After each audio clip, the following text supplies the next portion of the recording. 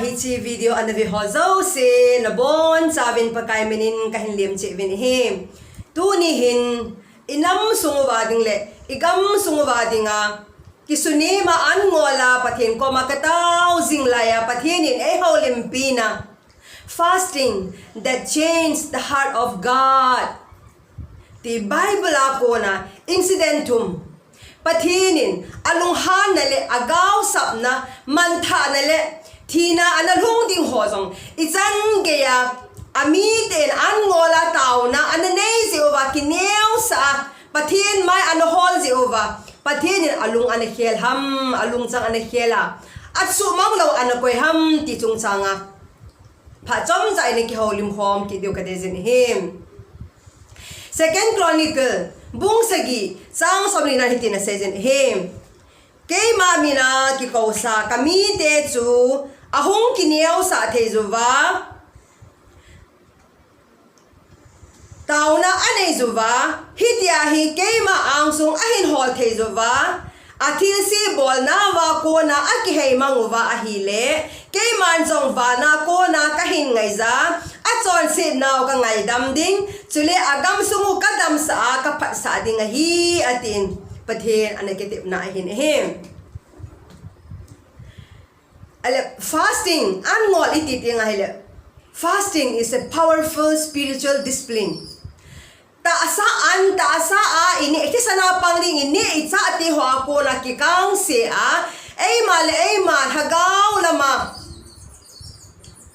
Pathin ko maingay itsa na ti ho thuma discipline ikibol na hi New Testament le Old Testament na anini a hisi anmol na anakimun he. Fasting hin pathin supernatural power pathin ako na tahat na tilbol te na ahilala the favor of God ihin ko alun sa te ihin ko atikhel sa te ahin him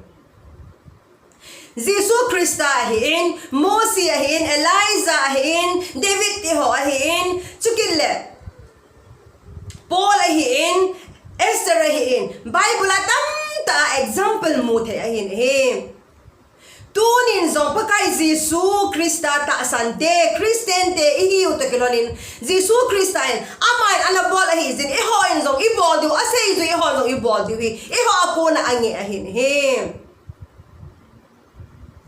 fasting ating apoy mo pen hile fasting ibolting le pathin ilung chang mo avet ahi in pola ma mi te say phat na ding le ai lo hele pola ma ki hoi tho sa na ding lo ilung thim gil ta pathin ko ma kisunema KHAODIP bon kisila an ngola taw pa he pathin de hen Bible apa se pila ina bet kom diu chu ahile lengnu Esther the fasting of Queen Esther and the people of Israel mi te hole lengnu Estherin itabanga an anangol va pathin angsung anabot hamti pahe inabet khom diu ka desen him Esther bungtum sang somle nila mahni vet na hile tizat ta amo anato chu ibiham itile Esther bungtum sang somle thum lo vet na hile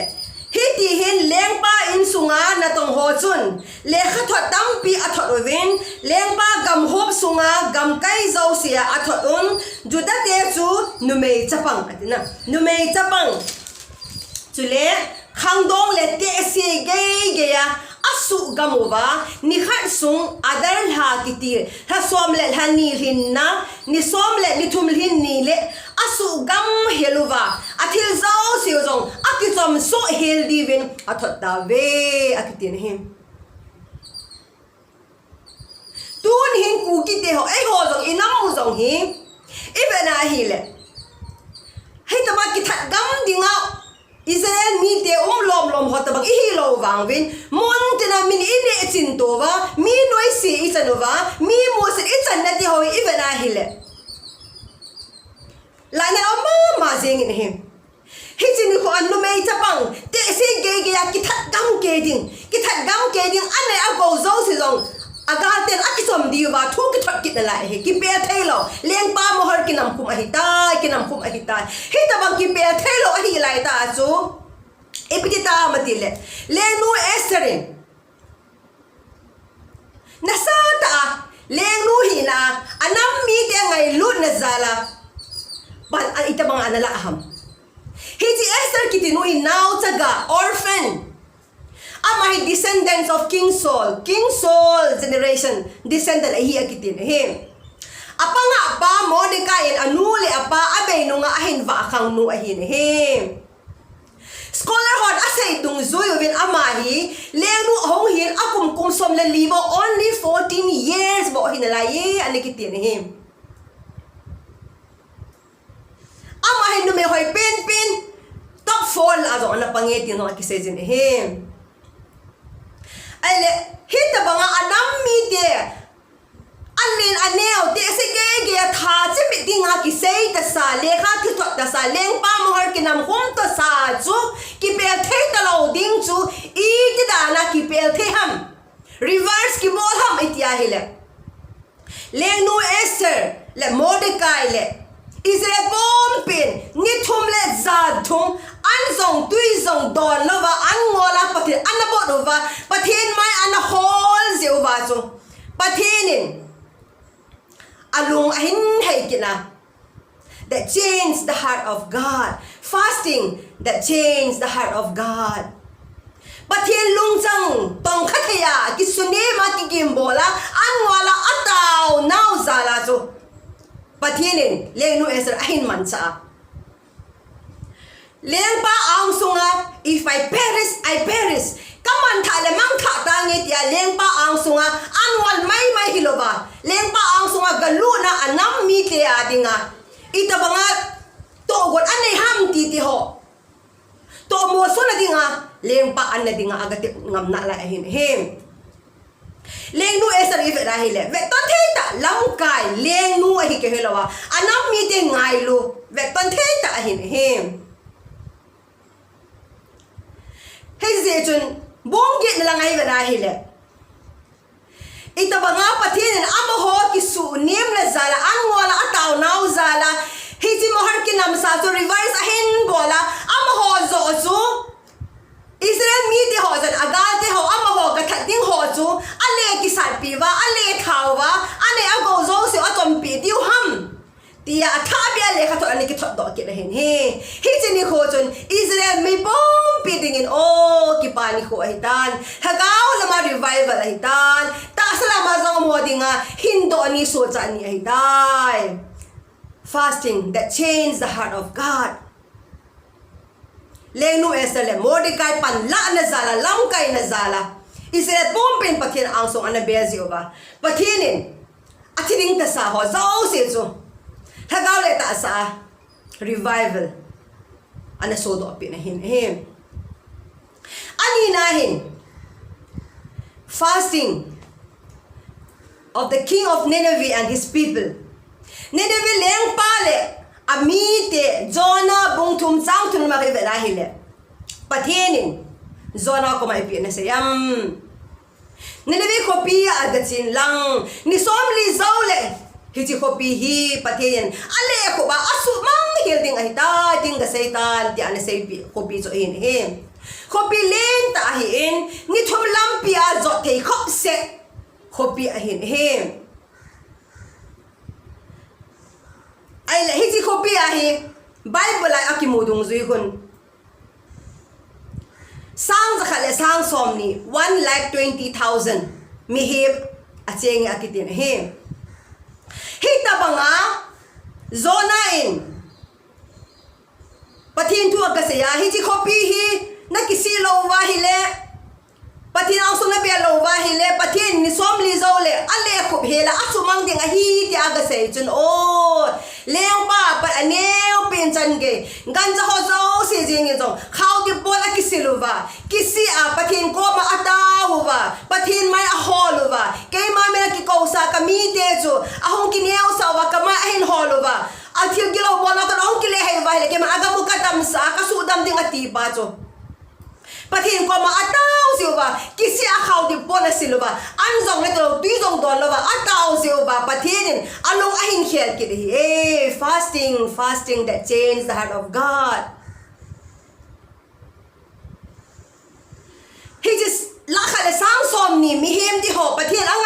ho chu kisuni ma ki gimbol ataw lo pathen angai pin ana sumang tapon he hallelujah pathen lo pin achang tahan aile aba nahin leng pa ahab fasting of king ahab he si never khom ki diu ka desin he first king na bung som ni lakhat lama khoi vera hile ipi asayam hiji liang pa hiji ahab liang pa he pathin long atu bo be se hin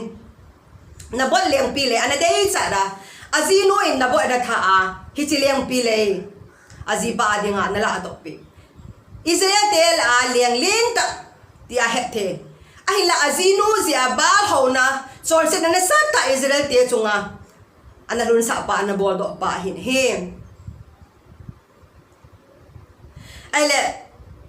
leng pa hab in Elijah thêm gao pai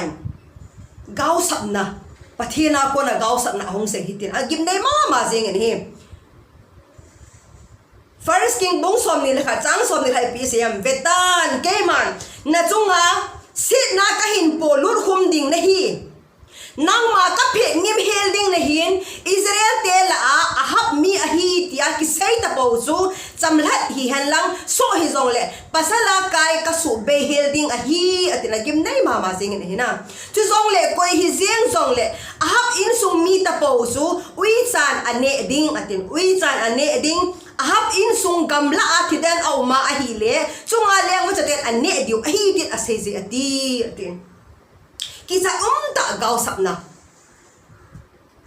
Elijah thêm gao pai ahab ko ma hong se ya chu Elijah to se aza chu ahab ni pi abolam atila Elijah to say cheng si ahab in aza do part chun atin apon sil abot tel so jing atin apon sil abot tel so jingin khawdi pon jing akiselin an ngolin khawdi pon chunga alum zin lung hello helen ava thai ta na hi chun tis pi khwa mi Elijah henga chun pakai zen tu a hin se zen hitin ati ke ma ang sunga ahab amale ama akingai tom zing khuna mu hitam hitabanga amale ama na sata akingai tom zing zi khun ke man ama hin lai sunga achunga thil se ka hun sa lo ding a hitai ama wang achapa khanga wang ahab in sung mi te chunga thil se ka hun sa ding a hi tin ahong se kitan hem fasting that changes the heart of God. Fasting that changes the heart of God. Hijan ge ya pasal zo si thiji meeting. Chunga le ko chaten gam la thidan ha ne dio. Ui chaten athiu a leading ti me asep ta pathin gao sap na chu. Leng pa ahab chu bangami phamo pa hi zong le. O pathin ang sunga sang khol apol tala. KHAODIP bona kisila ang ngola ataw na chu pathin angai pia alung sang ahin khela nang ma dam sunga bang hitabang thil se ka thun sa lo ding ai tai ti an se ahin he tunihin mun tina kanam mi te JOUSEN hiti video na vi ho JOUSEN itin muno atha ben ki ver ke do hite mi JOUSEN ne chin tua mi JOUSEN mu sida noi si ahin ko iman no hi ipodan so ke dio kata asarin he hiti je hin pathinin bible la hitabang